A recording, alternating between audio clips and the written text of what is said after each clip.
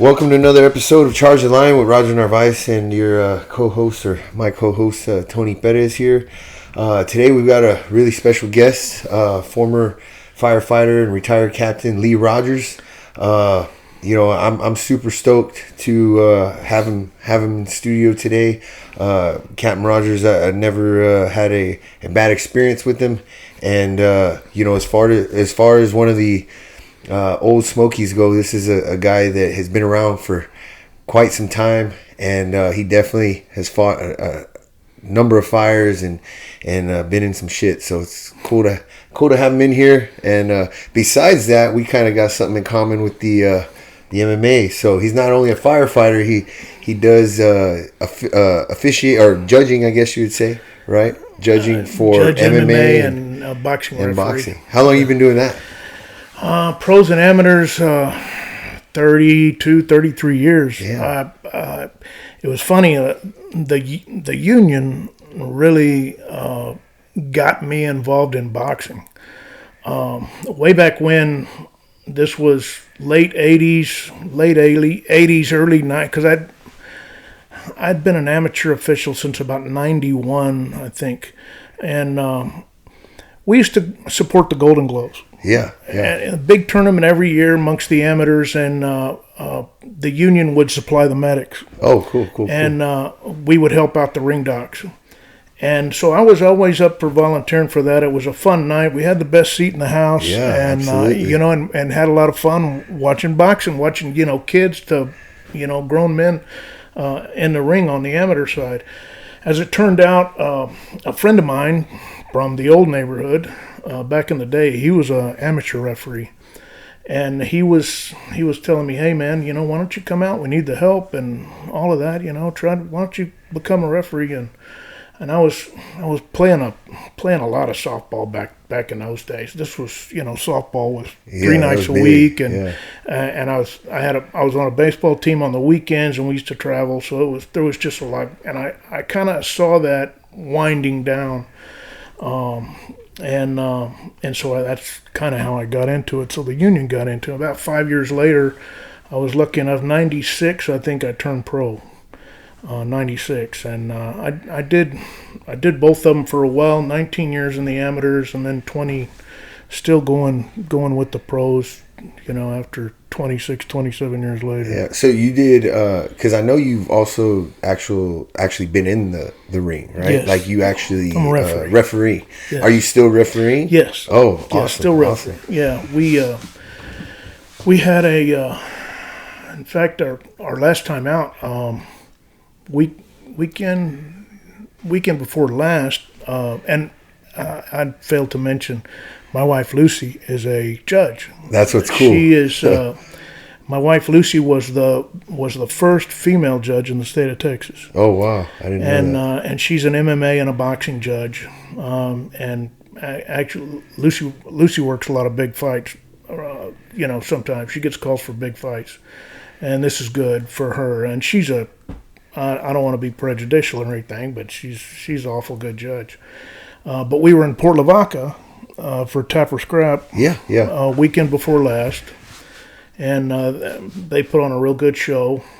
Very competitive. I think just had 11 fights, and I think only 2 stoppages. So Wow. and if I'm judging, I want to turn in cards. Right. I don't want to.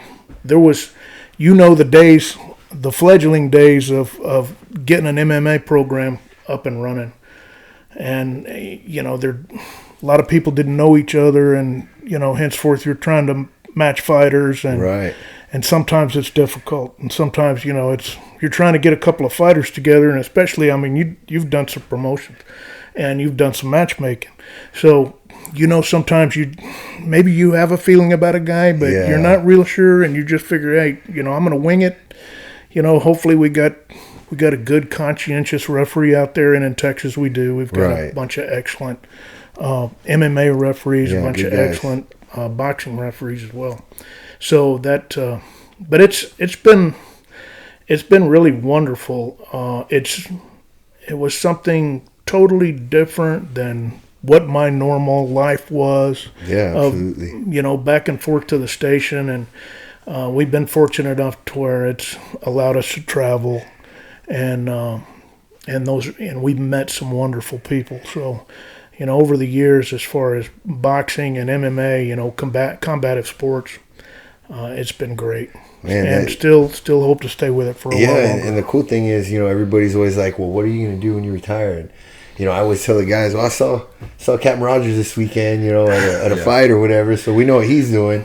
And, I know there's a lot of guys out there that don't have that kind of outlet or that hobby to go to when they're done, It's important. If somebody was asking me about being a retired firefighter, and what I miss the adrenaline rush is what I miss. I don't miss some of the BS. A lot of the BS. But the adrenaline rush. It's in the middle of the afternoon, and you hit the bottom of that ramp, and you look up the street, and you see a column of smoke in the air, and and the guy's air packs banging in the back. Hey, where's my Halligan? Or actually, where's my I'll keep it clean. Halligan, where's this? And the guy's talking back and forth, and we know we're going to work, and I mean that's the real deal. 3 in the afternoon, 3 in the morning, and the orange glow in the sky. There's nothing that can replicate that feeling. There's nothing. Nothing. It's like so the only thing I've found is competition, and not just any competition. True that. Stepping into a cage. Yeah. A cage. So a lot of people haven't experienced that. But yeah, absolutely. That same feeling. That is the only time that I've felt what it's like, and it's eerily similar. To how the buildup is, the walkout. It's the ride over there. Yeah, and then you get there, and it's like go time. Then all the nerves go away, and it's just time to work. That's an excellent analogy, because behind all of that is all that training time. Absolutely. That and as far as the combative sports, MMA, boxing, all of those, there's a sacrifice there. Oh, absolutely. Made. There's time away from your family. There's your friends. And the thing about most of the guys that do this, most of the folks that do this, we're not all elite level people that are making a living. Right. And in fact, that's rare. That's like you more often have the guys just grinding, exactly. And very few that are at that level. That, exactly. You're in Midland, Texas on a Saturday night, and squaring up against a guy in an MMA ring, and you may be taking some punishment in the cage, but you got to go to work Monday morning. Yeah. And there's a picture of me holding a broom, and Randy Vela. Randy was our captain at ones. Now we're at 13s, but at ones it was funny because I had a fight in the UFC. It was on TV, national television.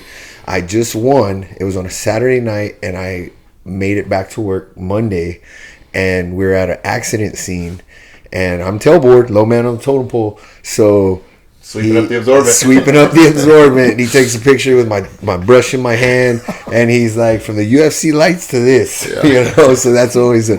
But hey, you know what, man, I loved it when it's great. It was awesome. It was awesome. I've caught those nights before. They're long nights. I worked. It was a few years back. I had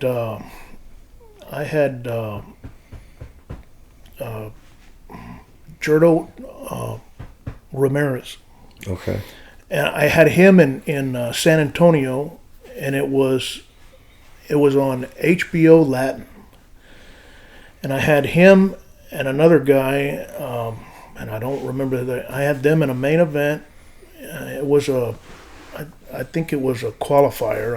It wasn't for a belt or anything like that. On a Saturday night in the Alamo Dome in San Antonio, and so the fight was over. I stopped it, and I stopped the fight. I remember, and that was last fight of the night. And of course, we hung around ringside. We had to, get paid and all that stuff. And I jumped in the truck and drove home, having to work the next day. And, and you got home about 2 and, Went to sleep for a fast. few hours. Sleep fast. The saving grace was, as we all know, Sundays, you kind of want to keep pretty things laid back. That's our laid back pretty day. laid back. Yeah. It's Sunday, so Yeah. we want to keep things laid back.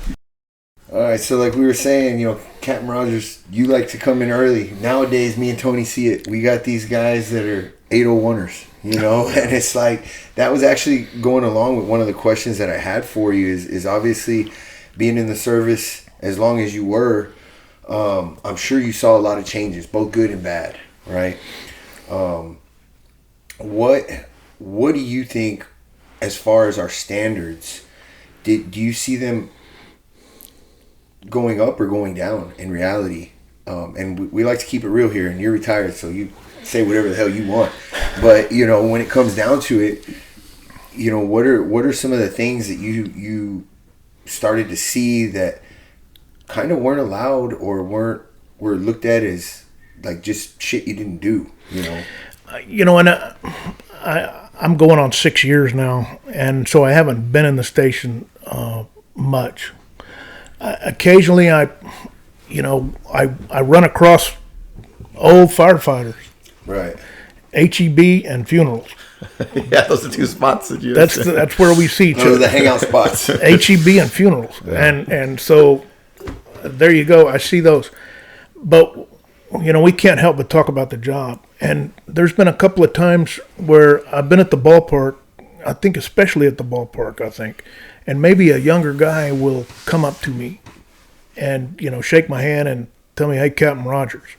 And I'm trying to remember who he is. And it might have been a guy I had at Del Mar, Oh, yeah. It might have been one of those. But, I mean, I know this, that times change. Definitely. When I first came on the job, I got turned out the winter of 1979. And it was late February of 1979. We were hired September 1st of 1978. I was a month shy of my 20th birthday when I got hired. Damn, so you got in at 19. And so we got turned out in February, and back then, the basic rules for us was you are to be seen and not heard. And just keep your eyes open, keep your mouth closed, keep your hands in the dishwater. Yep.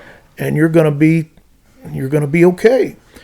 I got turned out to 3s, and that was on B shift. I at 2nd platoon at the time, so we were 2nd platoon.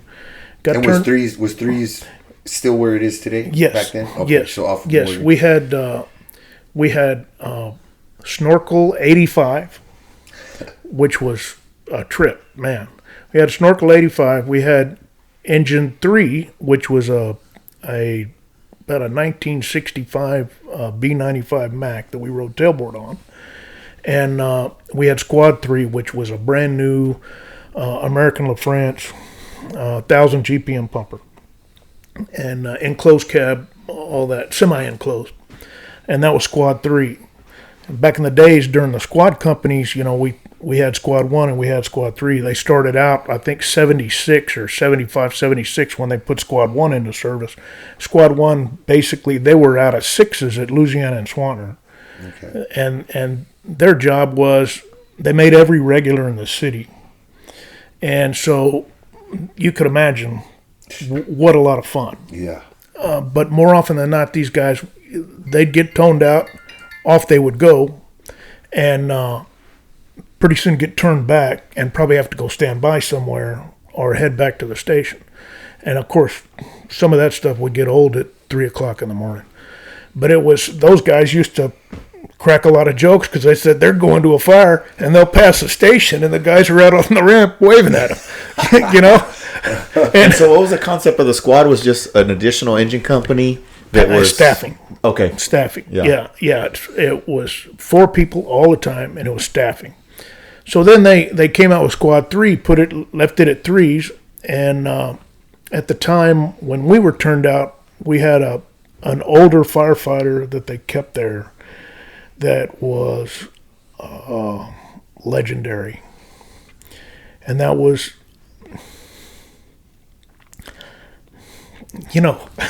I might get emotional. That's all good. Yeah. And I'm sorry, but that was firefighter Diego Eras.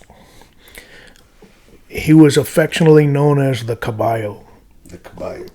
And so we learned, and we were told, watch him.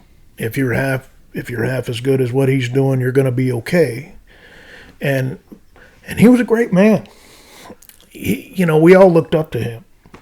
He was quiet, didn't say a lot, had a easy laugh, was always laughing at a joke, but he just was the quiet guy. And he rode the squad. And so he had one of the jump seats, and as firefighters we had to hang on the tailboard. Yeah. So we were hanging on the tailboard of the squad, and at the time, my boss on the squad was Lieutenant Elvin Bates. And Elvin was the youngest of the officer corps at threes at the time, and he just wanted to go, go, go. He was really stoked about being a lieutenant on the squad, and he was happy about and he wanted to train, and he wanted to go. If there was fires, he was one of those guys, told us, we don't come to work wishing for fires, but if there's fires, we want to be there. Right. And so that was Lieutenant Bates. A brand new driver we had was Oscar Guerrero, who later became a captain, retired out of Station 8 a few years later. I had myself and Kerry Eyring, we were assigned to Engine 3, and we had another great man. He became the godfather of my sons, and that was Captain Steve Trejo. Captain Trejo was another one of those guys that was just squared away. Wore his Class A all day long. Wow. Kept a notepad in his pocket, and incessant. He was a note taker. Yeah. Everything written down on his notepad, and kept it in his logbook and all of that. And the driver was Jesse Rivera. They called him the Silver Fox. Silver hair, combed straight back, never out of place, but knew what he was doing. As a driver, real professional. And on the truck, Snorkel 85, that's back in the old days. That's an articulating boom, 85-foot apparatus. That was Captain Paul Swedish, who was another really hardcore pro-train guy. Every shift, it was training with Captain Swedish. Always wanted to train. Pete Rivera, who went on to become a captain and retired, George's dad. Oh, okay. He drove, and we rotated through the time that we were on probation. We would rotate from the engine to the truck to the squad. Everybody would rotate. And Captain Swedish, he also took the rescue. And at the time, our rescue truck was 1218, which was a 1-ton equipment bed rig that used to belong to the department electrician. It was literally a pickup truck. Yeah, pickup truck. Yeah. It was nothing like what it is now. It was an equipment bed on a pickup truck. 1 ton, had a 4-speed, and one of us each shift were assigned to wherever the rescue went. We would, just one of us and Captain Swedish would go with, and mainly what we did in those days, we did a lot of drab jobs. We had a hearse tool, we had ropes, we had pretty much all we needed. Didn't have a lot of collapse equipment, but we didn't have a lot of collapse training. We had some cutting equipment. We had torches. We had, all the hand tools on a truck. We had some saws. But it was mainly manila rope, 1-inch manila rope, and come-alongs. Yep. That were already pre-rigged come-alongs. So we had to learn all of that. They didn't, they taught us how to rappel when we were in training, but that was about it. Yeah. We didn't do systems. So we had to learn about those, and Captain Swedish would train us on those. Was that rescue? I always had heard that it would be like the engine company that was on scene would request it. Was it requested by the company, or it was like did things come in as a rescue and it would send it? Requested by the company on scene. Yeah. So that was, and we'd pull our stuff off, throw it in 1218, and Captain, and we were probationary. We couldn't drive, so Captain Sweatish behind the wheel, and off we'd go. Yeah.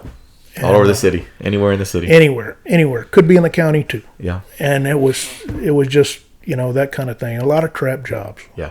And that was, back in the day when we were using the Hearst tool to do dash rolls with the chain. With chain, right. And that's, we don't usually do the dash roll now with rams and so forth and all.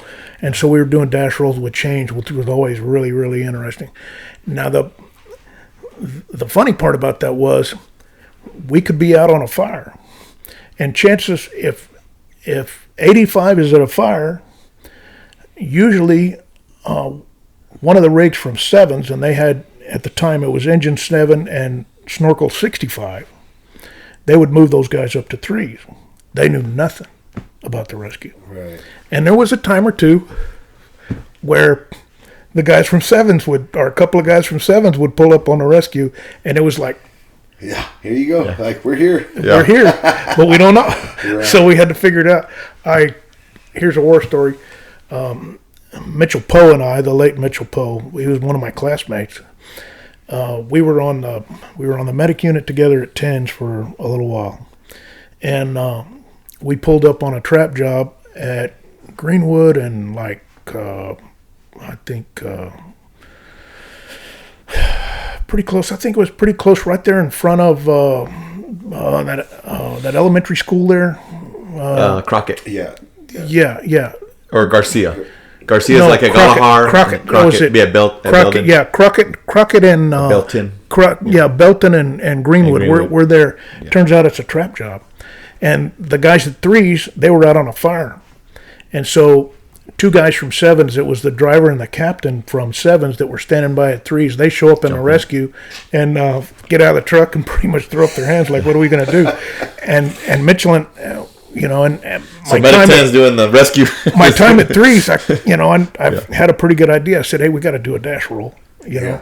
And so we took the windshield and, and they were kind of standing back and, just kind of, if we needed something, they'd get it for us. And so we did a dash roll, got the guy out. So, we had to. But when you talk about training and being prepared and feeling that adrenaline as well, there's got to be nothing better than being able to step up in that situation, right? You're there. These guys don't know what to do. You do. Let's go. We were fortunate that we had the training, and and I had pretty much all of my probationary time I was at 3s, and so Captain Sweatish and Captain Trejo and Lieutenant Bates, those guys were all about training. Yeah, they had something huge for us every ship. That's huge. And that was it. It was always that way. And this was back in the fire department where we showed up at 0800 with our Class A's on, and we'd change into our Reds, and then at 5 o'clock it was back in Class A's. And that was it. We could take our Class A shirts off after 8 p.m. So you could walk around in your T-shirt, your white T-shirt. No blue T-shirts back in the day. We all had, you had to wear a white undershirt, T-shirt. like an undershirt. Yeah, undershirt. We could walk around in that in the evening, at 3. But these guys were really pro training. And what it instills in you is another one of those old school tips of the day. Always be ready to take the next job that you're liable to get. If you're a firefighter, make sure you know how to operate the pump. Make sure you know how to operate the truck. Make sure that you can, when it comes that time, you may not want to be that guy. When it comes to that time, make sure you're ready to do it, because that time will come. Right. And if you are a driver, make sure you know that next step. You may not want that next step. You may not want to do that, but nevertheless, make sure you're ready, because there will come that time when you'll have to. Well, we talk about complacency a lot, not just in the fire service, but just in life in general, and but particularly in the fire service. You hear that moniker all the time, or you hear the guys that say that, oh, when was the last time we did that, or when was the last time this happened, or that'll never happen, and that's a scary mindset to have, because all that does is affirm that your lack of wanting to train is just justifying it, right? And in reality, it's like that's the worst thing you can do, because I mean, I tell people all the time, like, you lock your doors, right? Why do you lock your doors?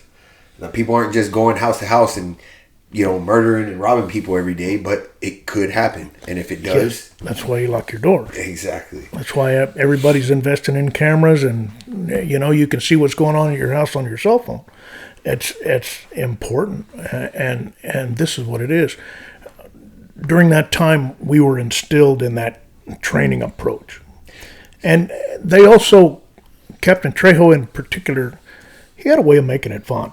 Right. He was not a joker or anything like that. He was, you know, a serious guy, but he had a way of keeping it fun.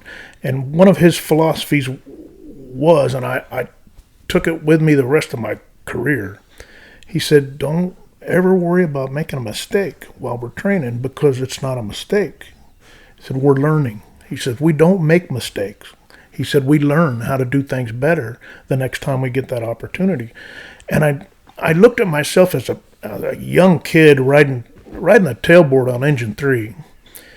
And, you know, back in the day with plastic helmets and you know, and the gear we had, which we had good gear. And our air packs are in suitcases in compartments. They're not mounted. It was a different, you know, mindset. It was all inside. All our work was inside. If you broke a window and stuck a line in, you were pretty much, that was frowned upon. It wasn't professional, and nobody, you were liable to get chastised for that. Right. And so we didn't. But, you know, did I ever know then what I would have experienced throughout the next 38 years of my career? No way. I couldn't even imagine where the fire service was going, you know, at that time. All I wanted to do was go to fires. You know, it's crazy because now, just in the time that I've been in, I'm going on 17, it'll be 17 years in January. And just in the time that I've been in, now we have, you know, on the medical side of things, we have a Lucas device that basically does CPR for... Does compressions. Yeah. It does compressions. Yeah. You know, it frees up hands, and I used it for the first time the other day, and it was like, damn, this thing is as good as they said it was. And never did I think that we would have a device that was so easy to implement in trying to save somebody's life like that. When you were training on the Lucas device, did anybody ever tell you about the thumper? I've heard of the thumper. Yeah. Because we had the thumper. But you're exactly right. Was it easy to set up? No. It was very cumbersome. Yeah. You know, very difficult to set up, and there was a lot of moving parts. Right. And that's probably why they ended up going away from it, correct? Exactly. But, you know, now we look at, I mean, you're talking about cutting tools and stuff, and now they're getting to the point where some of the tools everything's e-tools now. Yeah, you they're know, all no hydraulic. And, Yes. And in everything, you know, and you were around with like kind of the inception of like all the special operation disciplines, you know, with all the rope rescue and everything. And like that stuff is evolving all the time. And like you're saying, with your training mindset, you have to be that way because like we use a term like perishable skills. If you don't like use it, put your hands on it, you'll forget. Very true. You know, young people that are coming on the job now, I don't believe they're, in many respects, they're no different than the folks that were coming on when I came on. A lot of it has to do with the same type of person. I've always felt that there's two groups of people that will generally make it in the fire service, and those are people that have a good ability with small unit operations, because the fire service is basically a lot of small units operating together. So the folks you find, the ex-military people and people that were involved in team sports. Team sports, yeah. I've seen the same thing. I've said the same team thing. Sports and former, because it's small unit concepts, and you know, you're an athlete. I mean, we all grew up playing ball. We all, you know, and we knew we had a job. We knew that it was our job to cover a certain area of the field. It was our job to make sure that, we moved a runner along, or as our job, we had to block somebody and make sure we blocked somebody, or there was going to be a breakdown. Right. And so that was... It translates. See, with that becomes your responsibility, your sense of ownership when you do make a mistake, when you do mess up. And to me, it seems, and I know you haven't been around for the last 6 years or so, but within just that time frame, I feel like it's almost gotten to the point where there's a lot of lack of accountability. There's a lot of lack of accountability from some of these younger guys, and it makes it difficult because I think, like you said, it's our job to train them, but it seems more often than not, like you said, when we came in, it was like, do what you're told, shut up, listen, don't speak. Listen, don't Seen speak. and not heard. Now it's like, oh, I know that. Oh yeah. Oh no, but this. Oh no, but that. And it's like I'm at home with my kids sometimes. Exactly. And it's not just one. It's not just one. Now, the good ones, well, you can correct and corral. You can, hey, let me finish talking. Yeah. But there's some of them that just in one ear and out the other, and it translates down. It just goes in the kitchen, like you said, washing dishes. And we make comments. It's like, man, you got a 20-year guy there washing dishes, and you got a probie or a rookie or a cadet or whatever it is. It's like, man, it's just it's changed a little bit. You've heard that old axiom about 20 years of experience, 1 year at a time. Those kind of guys. Yes. I saw something neat the other day, and it really hit home. It was I think a picture I saw on the internet, and it was on a whiteboard, and it was I think it was at a station in L.A. County, but it was written on a whiteboard, and it said three types of people in the fire service. And this is L.A. County, big place. Yeah. But I know a few guys out there, and not a whole lot different than here. I think the fire service it's big, and it's firefighters are firefighters. It doesn't matter. New York, L.A., Corpus Christi. There's a lot of similarities Detroit, everywhere you go. They're the same type of people. Yeah, right. But you hit it on the head when you said ownership. The three types of people are in the fire service are owners, renters, and squatters. The squatters don't do anything because they're just waiting for somebody else to come along, and they'll have to leave. The renter is that person that wants to do just the bare minimum to get by. I'm renting this house, so I'm not gonna fix anything. I'm just here. I'll keep the kitchen clean because that's what I'm supposed to do. But I'm not gonna cut the grass. I'm not gonna I'm a renter. And then there's owners, and owners do everything to make sure that it gets better. It's better than when they left it, and there's a future there. There's a future in owning.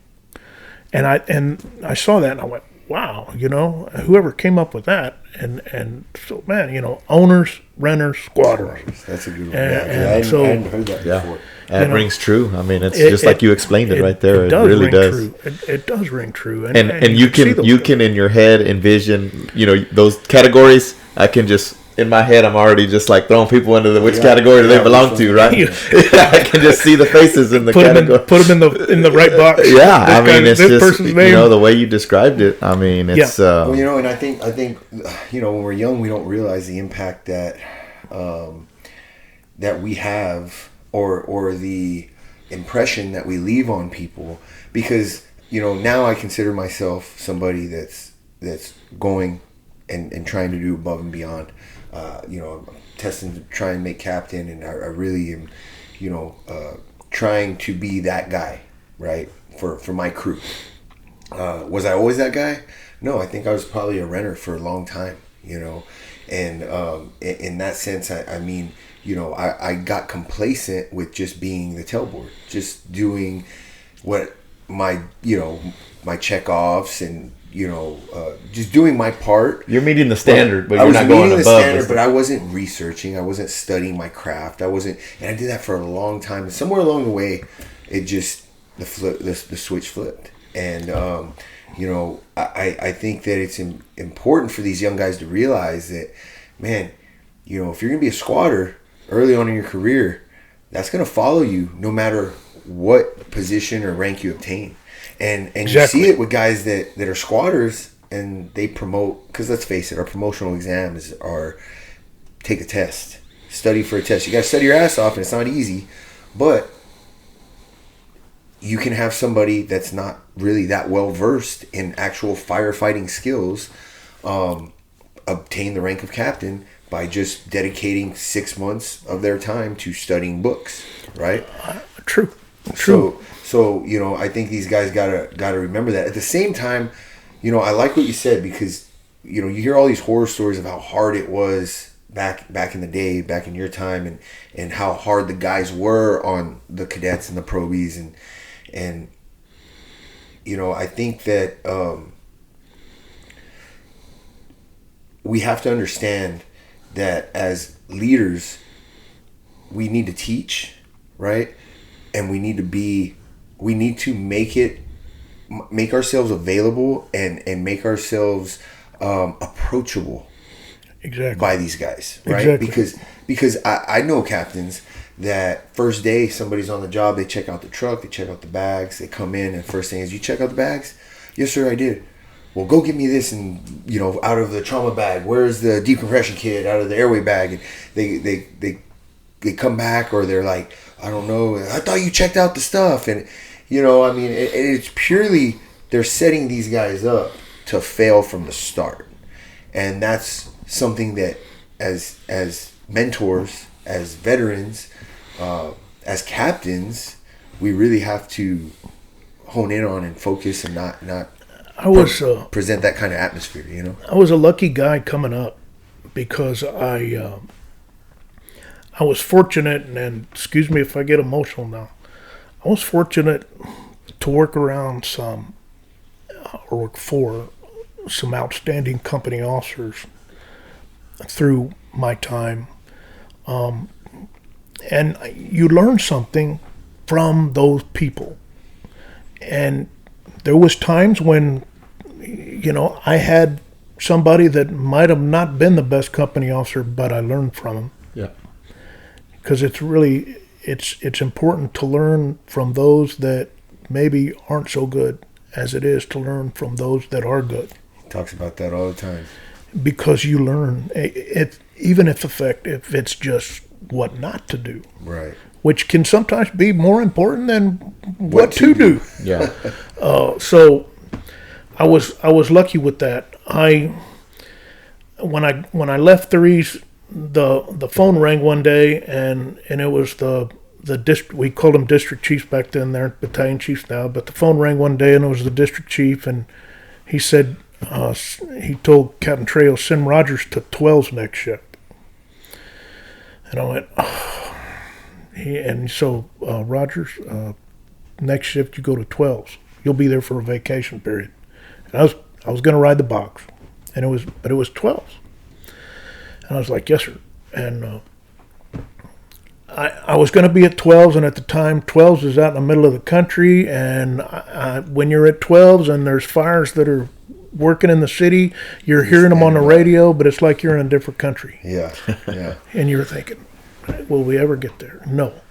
Hey, when you went to 12's to cover for vacation, did you rotate to the engine 12, or you just rode that medic unit for that whole vacation? Rotated. Oh, you still rotate. Okay, so you still ride the truck, but you were just out there. 2 on, 2 off. Okay. However, they rotated wherever. You just fell into that. Yeah. Whatever. So I was there for a vacation period, and then one of the guys got hurt, and so they kept me for another vacation period. And I was there for a month, and I was just like, yeah. Dying to get back. Get me out. Well, but while I was there, I worked for Captain A.G. Shaw. And A.G. Shaw was old school in every respect, but he was one of those guys that wanted to train every day. And he had some old guys out there too. Yeah. but he wanted to train every day. How old was he? I'm sure he was in his early 60s. Okay, so He had been around for a while. Yeah. And in fact, okay, my dad was a firefighter.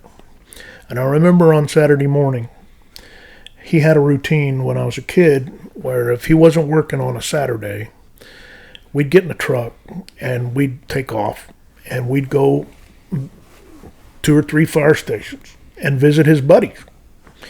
And he had a couple of buddies that worked at Fives, Nueces Span Leopard. He had a couple of buddies there, so we would always go to Fives. But A.G. Shaw was one of his buddies, and so wherever Captain Shaw was, we'd sometimes at 3s, we'd go to 3s, sometimes 5s, sometimes 8s, because he drove at 8s for a while. He was a lieutenant at 3s, and anyhow, so we did that, and I, as a little bitty kid, I think I met Captain Shaw. And he was like, I knew you since you were a little whippersnapper, you know. But now, a different story. He would be, we always had that time of day where we were going to train. He'd draw something on the board, or we'd go out back and we'd stretch, and we'd do hydrant drills. He'd put me behind the wheel, spot a plug, doing engine company operations. But a lot of times he was a big hydraulics guy. He wanted to work on hydraulics, which somehow or another, hydraulics I always felt become a lost art. Yeah. And so, but he wanted to do hydraulics, and so you learn from that.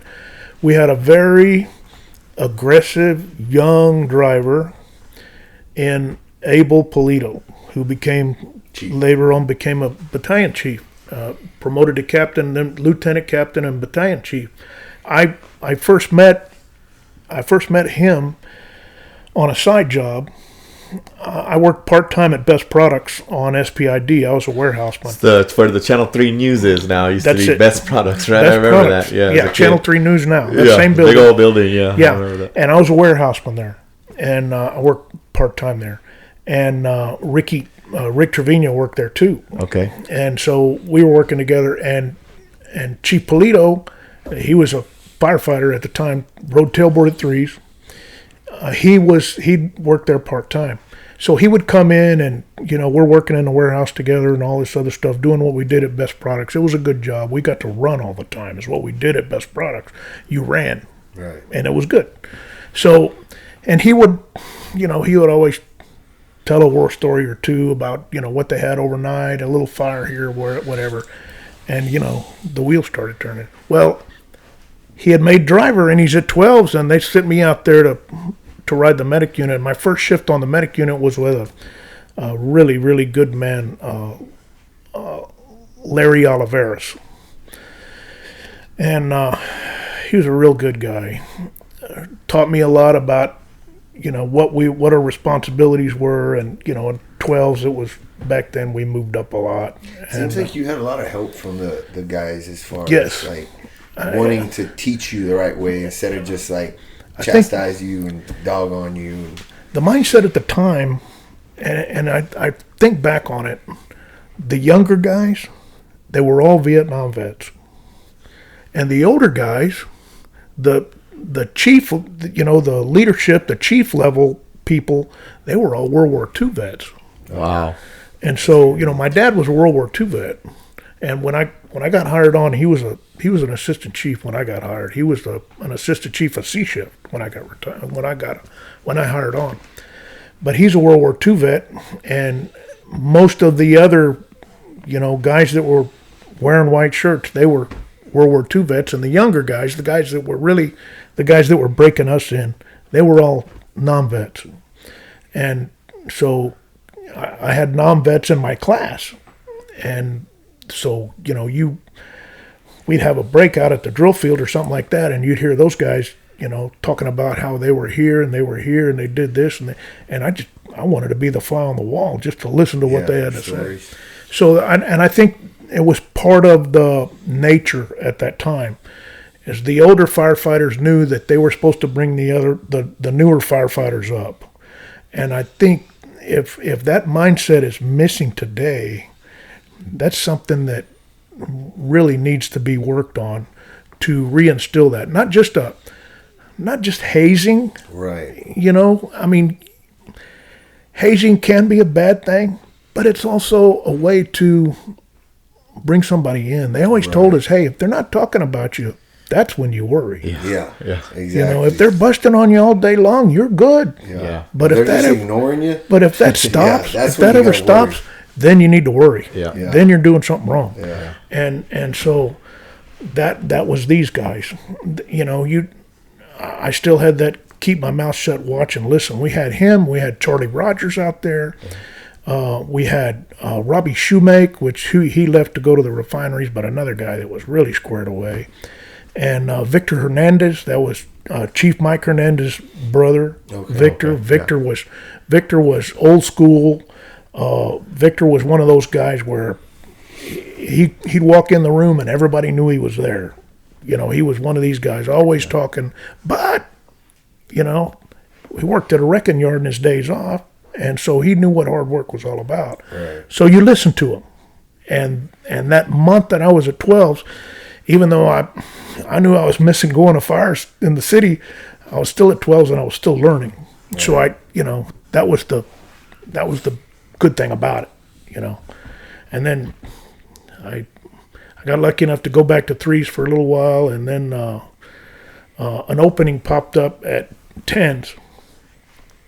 And when I was doing my EMT training, I did most of my ride-outs at 10s. And 10s, it clicked with me because they were busy. And so that's kind of where I wanted to be. Yeah. I wanted to be where, you know, you're running all where the the time. action was at that time. And I was lucky enough to, Medic 10 got in a wreck. They rolled it. They rolled the box. Oh. And they were running hot, and they rolled the box at Greenwood and Horn. Jerry Sanders and Raymond Castillo, Ruben's dad. Jerry Sanders and Shane Sanders' dad. Okay. Jerry and Ruben, they rolled it, and to hear them talk, they were on top of the medic unit, you know, hanging by their seatbelts. And Raymond looked over at Jerry and said something like, "Squirrel," that's what they called him. "We got to get out of here." Yeah. And so I was at 3s, and they got back to the station. Luckily, they weren't injured. They got back to the station. It was nothing like, "Hey, you guys got shook up, you know, go home." No. Hey, you finish out. Yeah. Finish the rest of the shift. They put them on the engine, put the other 2 guys on the engine, and I'm sure they complained about that. Yeah. Put those guys on the box. Yeah. You know, they probably, Yeah. What? You didn't go to the hospital. Go, what? Yeah. Anyway, I got a call, and it was from Jerry. "Junior, put your letter in, because he said, me and the Indian," that's what they call Raymond. Okay. "Me and the Indian are out of here." And I said, okay. And they knew I wanted to be there. Yeah. And so I put my letter in, and I got assigned to 10s. A couple shifts later, they called me and said, "Hey, go to 10s. It's going to be a while for you." Okay, fine. And boy, I was happy. Happy. Loved it. Now, was 10s always as busy as it is now? The busiest medic unit in the city, which was okay with me, and a busy engine. And we had the brush truck too. The guy that made it what it was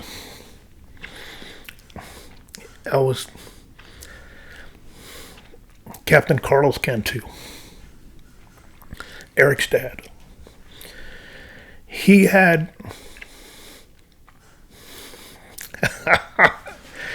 a love for the job that was in everything he did. When he would talk about the job, you knew he loved the job. And he had that about him that you didn't want to let him down. We when I first started over there, we were in a Pierce, and we rode the tailboard. And then we got a new E1, a brand spanking new E1. And of course, riding a tailboard on the Pierce, you could see up through that little window in the back, and we're getting a fire. And the driver over there was on B shift, or second platoon, was Manuel Quintanilla. And Manuel was one of these old school, very, very professional, knew the apparatus, knew every nook and cranny of the territory. And he was that guy that when you're on the box and the tones go off at 3 a.m, and and you're waking up, trying to wake up, he's up too, and he's looking over at you. You got it? Manuel lived in the neighborhood, lived on Vestal or Bluebelt. He used to come by Tents when we were there together. He would come by and said he was a driver there and would talk to us and just still come around. When Miller won the state championship, I think it was 58. I was going to say 58 or 59. 58, 59, something like that. He was a quarterback. Oh, wow. Okay. Yeah, he was a quarterback when they won the state championship.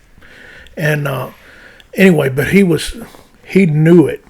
And if he was another one of those guys where if you just watch him, you will learn and you will pick it up. And Captain Cantu, we'd see the orange glow in the air, and you'd see him, he'd reaching across, and he's like poking Mimi in the shoulder. We got something. We did looking out the window, and we're going to work, and and so you didn't want to let him down. No. You didn't want to let him down. Great firefighter. I was there with Raul De Leon, who's retired now, Richard Reese, O.G. Daniels was there for a while. We had some guys that would kind of come in for a while and come out. But I rode a lot with Raul De Leon, and he was, he was the quiet guy, but real good on the medic unit. When I was on the medic unit, he drove, and then we started back and forth. I drove for Richard Reese, and then Val De Leon, who was a classmate of mine, he came over there, and so we had a good thing there at Tins, and and this is also in the crazy days when we did transfers. Oh man, that's one thing I'm so glad we don't do. It was we had medic. Real quick for the listeners and the people watching. So transfer is basically when a medic unit gets dispatched to go to one hospital and literally just take that patient, load them up, take that patient to another hospital. Or a nursing home. Or a nursing home. And it was basically that. Friday, it was pick somebody up at the nursing home, take them to the hospital, because the nursing home was going to be short-staffed over the weekend, and they didn't want to have to deal with them. Get rid of some so patients. we take them to the hospital, and then on Monday morning when we came back, if that's your second shift, we're picking up those people at the hospital, we're taking them back to the nursing home. And so it was, 8, sometimes earlier, 8:15 in the morning, and there's your first run, and it's a transfer. And everybody else is making transfers. I think the rules were that they had to keep 2 units available for emergency calls, but everybody else could. And we only had 5 medic units. That's what I was going to ask. So 2 for the whole city. I mean, that's crazy to think about, right? Yeah. And so it's a Friday. You're bumping around in the morning, picking up a call, emergency call here or a transfer there or whatever, and you might get back to the station at noon. Yeah. Oh, and I'm walking in the office, and the phone's ringing, and the captain picks it up, and he says, "Okay," and he hangs it up, and he says, "You got 10 minutes." And okay, so we 10 minutes to eat. Pound it in, and then stroke of 10, tones go off, and we've got another transfer or whatever, And so we did that all day long. Now in the evening that would slow down. So, but then we're wrestling drunks or, doing everything we do on a Friday night. All the fun stuff. And so it wasn't difficult at all to have, 20, 25 runs, during a busy shift, and the engine making runs too. Now the engine didn't go out like the day. It was no pre-dispatch, no, they're doing CPR. No, the medicine would get there and we would have to request. Call for them. Oh, okay. Yeah. So, they could tell us en route, say, hey, we just got an update, said they're doing CPR. Yeah. And, you're going to need some help. 10-4. Yeah, which, I mean, with the system now, for those that aren't familiar, when you call 911, depending on the type of... nature of the call. Yeah, the nature of the call depends on the response you get. From our department. So if it's a heart attack or a stroke or something like that, then they usually will dispatch a medic unit and an engine. But oftentimes it's just the medic unit. We actually had a call last shift where we got dispatched for a man down. Lady just wanted to move her husband in the bed and she couldn't sit him right. So we get there. And we ended up calling the ambulance because she didn't even realize it, but he was pulseless. Yeah. Barely breathing. I heard that one. I heard him calling for you guys. So, yeah. I mean, the call went great. We got him back. They actually got him back at the emergency room, but we established, we talk about the new technology. Now we have that glide scope. So instead of having to try and intubate somebody looking through the airway and, with that little light on the laryngoscope, it's like you got a camera that's attached and you can literally see where the vocal cords are. You can visualize the tube going in. So perfect. And now that enhances their chance of technology. survivability. So it's it's definitely been a great thing. It's good stuff. So after your time at 10s, is that when you went to 3s? Because you were at 3s. How long were you at 3s for? Well, I always ended up back. It was funny. I'd go out on these little sojourns, and I'd end up back at 3s. So at 10s, I was at 10s for 4 years. Okay. Riding a medic unit. I got fortunate enough to make driver. And back in the day, a brand new driver had to go on relief. So we did relief for 6 months. So you're basically just covering vacations and sick days all over the city. Yeah. There was 2 of us at the time. We had 2 drivers that were on relief all the time. And you did it for 6 months. Yeah. And then whoever was next up on relief, you'd go fill their spot and they would go on relief unless somebody got promoted into it. Well, I did my 6 months in relief. And I got those 6 months. I went to, I think my first assignment I went to 11s for a little while. And I was covering for the driver out there and he was injured. So it was funny. Your relief would roll. You'd stay one place, and a few years later, it would be your turn to go on relief again. And so I got to 11s, and there I was, and I stayed there for like 3 months. And I was driving engine 11 for Captain Bob Mann.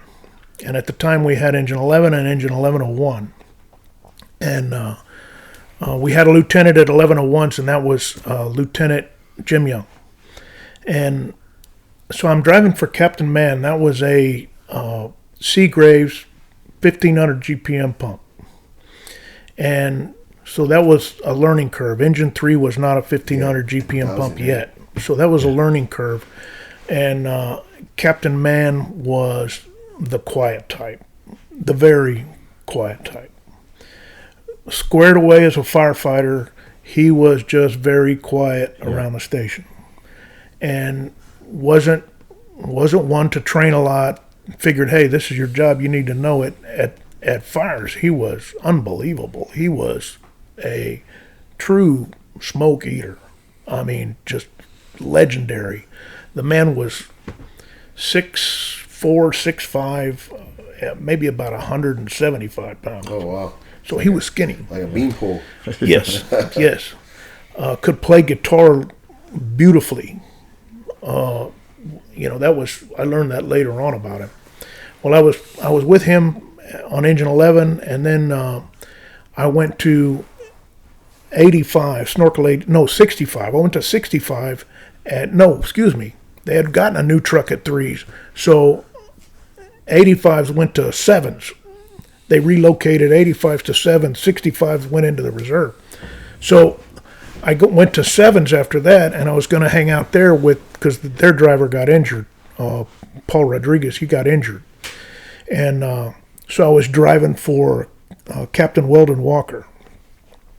And he was very, very pro training. Wanted to train. And I didn't have any experience as an operator as far as the truck went, but that was back in the days when 7s was right there at the drill field, and he had no problem at all. Every shift we went out and we operated. We operate we're in the bucket. He's telling me, hey, quarter shots, and he was big on, look, if I want you to go to work, I want a quarter shot. Now, quarter shots were where we placed the turntable, and it was at the corner of the building. Okay. So you place the turntable at the corner of the building when you get the spot, and that way you've got the delta side and you've got the alpha side. Access two sides from the Exactly. corner. Yep. Exactly. And if you pass the building and you spot the turntable there, you've got the alpha and the bravo. Okay. So that was he was very much a stickler about that. And then it was wash area. He wanted me to be able to get in the bucket and go to the 5th floor window all the way to, the alpha delta 5th floor window. Go there. And and he was always wanting to be able to cover the whole building, and that was he always had rescue on his mind. Yeah. That was him. When we pull up, I want it spotted here, and I got rescue on my mind. Yes, sir. And so we trained every day. He was an excellent firefighter, a really low key guy, excellent firefighter. Learned a lot from him, and then. The guys from Threes had come over we were drilling with them, and Captain May at the time, Captain Roger Mass, Travis's dad, he was the house captain at Threes. He had Engine 3, and he knew my time on relief was coming to a close, and he said, "Hey, you want to come to Threes?" And I said, "Yeah, I'll jump at the chance." And he goes, "I'm going to have a spot opened up on the truck," and it was a brand new 100-foot Seagrave. Oh, beautiful. And I wasn't thrilled about being on the truck because I wanted to be on 33s. I wanted to be on 33s, right. Where I wanted to be. That's where I wanted to be. It was the busiest engine in the city, and busy for the time. We'll talk about that in a minute. So, but I figured, hey, it's a foot in the door. I can go. If something happens, I can transfer across the floor and maybe sooner or later get there. Well, so Captain May made it happen. I came off relief. I went to Threes, and there I was on the truck, and I was driving for Captain Celso Martinez, and he was another big, strong, very aggressive, a guy that belonged on a truck because he was just the aggressive guy, wanted to get inside, wanted to work hard, and He was one of those guys and told me he was the same way. He said, "Look, I want the turntable right here." Yeah. Same mindset, but we didn't have a bucket at the time. We were an aerial.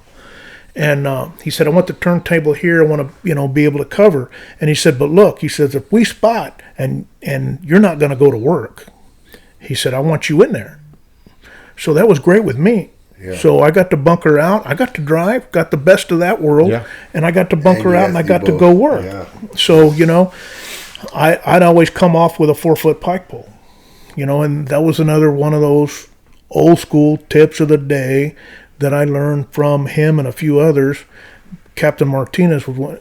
I never want you de-assing the rig without a tool in your hand. Yeah, get off with something. Yeah. Always have a tool in your hand, Don't de-ass the rig, and that was his. Yeah. You might need it. Yeah. You ass the rig and you de-ass the rig. So that was his. We used to laugh at that, but he always get off the truck with a tool in your hand. So I had a handy 4-foot pike pole. So if it was a house, it was always the 4-foot pike pole for me. Somebody else had the irons, and I had so I know I could go to work, and if we weren't using the stick, I could go to work, and Captain Martinez was, telling me what he wanted me to do. Yeah. So it was good. We got to a paint warehouse on Port Avenue one night, and it was a big metal barn metal building, and it had been going for a while. This is 3-4 in the morning, and it had been going for a while before it broke out, and it was just ripping. Yeah. And so we got there, and I got Captain Martinez his spot, and he said it was already through the roof, and there wasn't much we could do. He said we could put the stick up if they wanted us to, and he said, but probably not. He said it's through the roof. It's a loser. He said this thing's gonna go. Just be careful. Well, at the time we broke up. Is what we did. If there was an engine that was stretching in, one of the guys would go with the engine with tools to open, and he would go with an engine, or I would go with an engine. Whoever it was, we just kind of broke up, and we knew that our job was to open up. So we'd find out where the lines were going, and that's where we would go to see if we could open up for the engine. And I remember I had my 4-foot, or I think I took a 6 or an 8-foot this time because of the big building. And it was crazy. The guys, I think it was 5s or something, and they were wanting to take an engine or take a line in the front. And there was these two, it was a double door there, a wooden double door. And the captain at 5s, he tells me, he said, take the door. He said, this is where we're going in. So I stuck my pike pole right above the door frame, and I twisted it, and I gave it a big jerk. It takes a big jerk. Yeah. So I gave it a big jerk, and the whole front wall of the building came down. Shit. And the doorway, it was like a cartoon. The doorway just right over me. Damn. Wow. Right over me. And so the whole front wall of the building is laying, and I'm standing like in the doorway. Yeah. And they were off the side.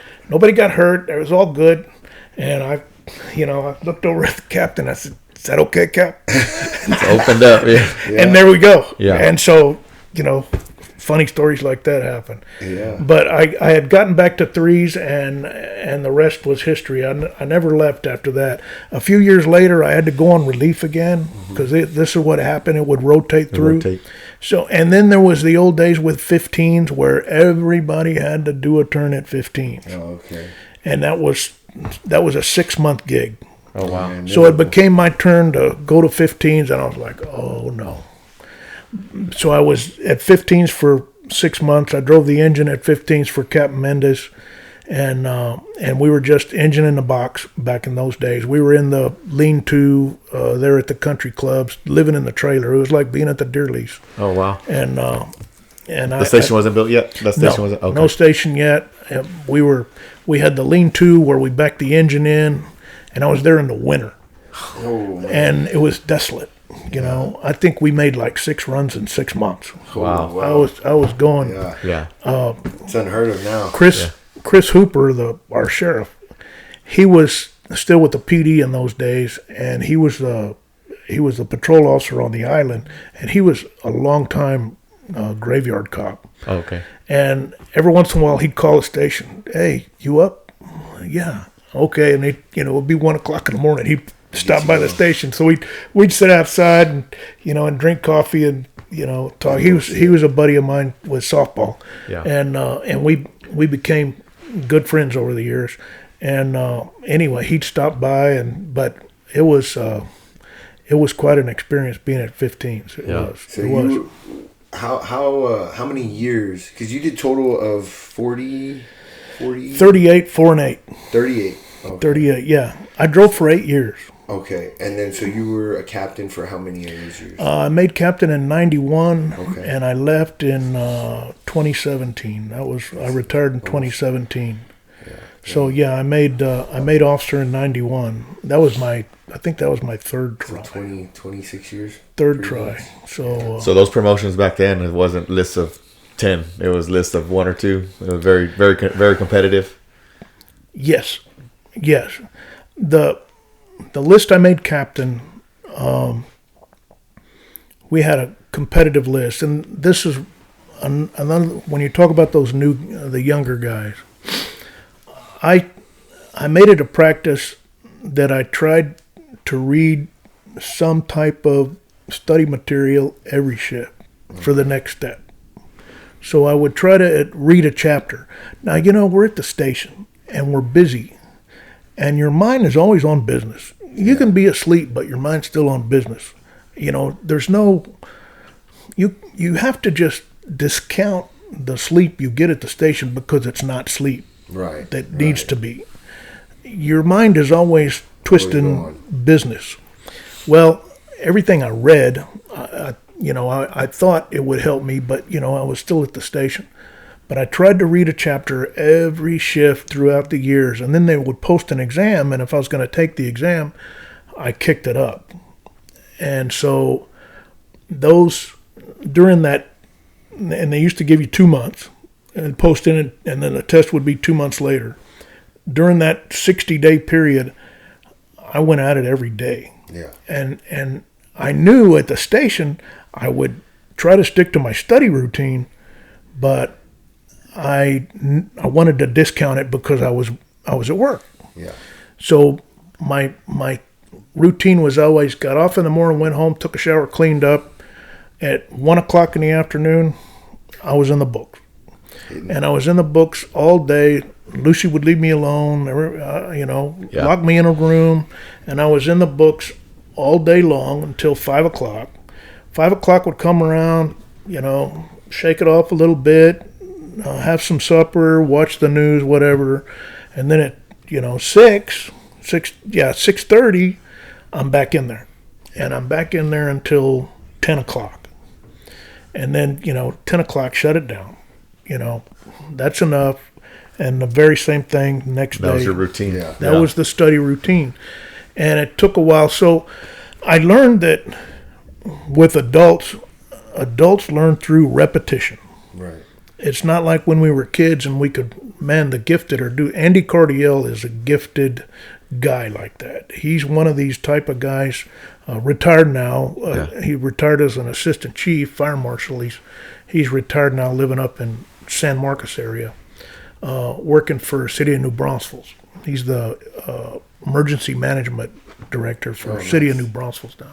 But this was a guy where he could read something and have it. Yeah. Yeah. He had that Some people photographic, like that, photographic memory. One of they used to kid him. Oh, he's got that photogenic memory. Yeah. He had the photograph. He could see read it one His time. comprehension skills were amazing. Yes. So that was, and I was not that way. Right. From the time I would start to study, before I knew I'd gone over the books probably 7-8 times. Each book 7-8 times. And then I got lucky enough in that exam. I ended up third. I think I got a 95 on the test, and I was like third in line. John Tanguma was number 1. Joe Narvaez was number 2, and I was number 3. Oh, there you go. And I don't remember, but they ended up, I think we got like 10 or 12 captains promoted off of that list. There was a lot of movement. Yeah. And so I was, still driving in 3s, and I was hoping that things would work out. And Fred Bella's dad, Fred Sr., he was the captain at 6s when he retired. He's a firefighter I've known since I was a kid. And he left, and I took his spot. Yes. And it shuffled a little bit, and Chief Gibson, who was a shift commander, he came over there when I was going to get promoted. It was 11 months later. Dang. I was on the list, and that was torture. You were number 3? I was number 3. Yeah. I was number 3. And I sat on the list for 11 months. Tang and Joe got made real Right quick. away. Joe went to EMS. Tang went to, I think, Station 1 on C shift. He stayed on C shift. He stayed there the whole time, didn't he? Yeah. And Joe went EMS 623. And it was 11 months. And let me tell you, and we've experienced this. The phone is going to ring every ship. Hey, and this before the cell phone does. Yeah. Hey, I heard so and so's going. Yeah. The talk of who's retiring. Yeah. I'm number 8 right now, and I've already heard like the hey, so and so's going. I said, man, I'm not even planning on it. I've already started studying for next year. And it was torture because somebody called me. Hey, I heard so and so's going, man. You're in. Yeah. Good, I believe it was 11 months. Right? It was 11 months later, and finally, Chief Gibson shows up and says, "Hey, you're staying here on B shift. In fact, I'm going to leave you here at 3s." Nice. And I was driving 33s at the time, and that was tough. Yeah. I was driving 33s at the time, and MG Rodriguez had gotten hurt at a fire on Port Avenue. And so he got hurt, and I was driving for Tim Rutland. Oh, okay. And Tim Rutland became state, he was the he's the director of the CCFP now. Yeah. And there you go. So I was driving for him, and he said, "You know what?" He goes, "You want to stay here, don't you?" And I said, "Yeah, I'd like to stay on 33s, but hey, boss, this is your rig, He goes, "No," he said, "I want to go to the truck." He said, I'm going to talk to the chief. I'm going to transfer to the truck, and you can take Nice. 33s. Wow. Perfect. So it worked out. But hard, because on the one hand, I'm in the back with the guys playing Yes. grab Yeah, now ass you're the all day boss. long. And now you're the boss. And now all of a sudden I had to move to the right Yeah. seat. Yeah, that's So different. that took a period of adjustment, a long period of adjustment. Yeah, definitely. And my boss at the time was Chief Gerald Shirley. Yeah. And Chief Shirley was on my case. You know, he was another one of those guys that wanted what was best for me. Right. And he pushed and he pushed and he pushed. And I remember my evals that I would get from him were terrible. Oh man. And he was always Nitpicking everything. huh? yes, and too close to the guys, needs to realize that he's in a leadership, Yeah. and this happened a long time. Wow. For a long time.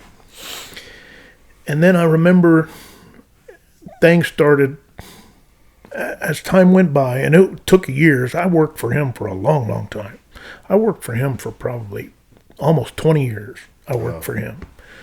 And as time went by, I think I was lucky enough to where I felt like he trusted me more and more.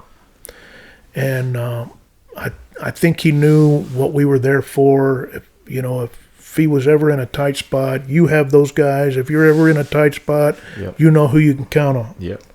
You're hoping those guys are going to be there. You're thinking about it when you're going, and it seems like it's going to be an actual, like, where we're going to get to work. Who's going? Who's on this list? Who do I have? And you already know who those players are. Yeah. That's why we check. Randy's really good about checking because there's always movement, and he's real good about checking. Seeing who's where. Who's around us. Yeah. 50s and Who's 15s, acting this who's today or who's- overtime, or yeah. who is Who it? can- who If can we you get trust? something, Yeah. who's going to show Not only up? that, but who's he familiar came with- along. Who's familiar with maybe it's an overtimer that's not usually on that side of town. He would come by occasionally at night, late at night, Chief Shirley.